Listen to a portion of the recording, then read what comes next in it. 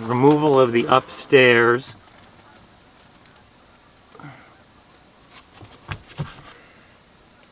Removal of the upstairs.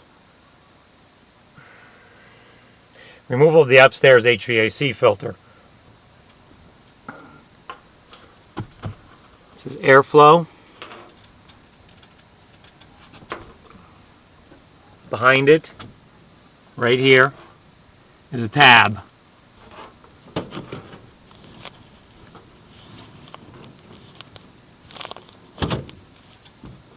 Take off that tab, and the air filter is inside there. You need to move both of these ductworks out of your way in order to get them out. You can even see it's a little torn there when you move it to get it out.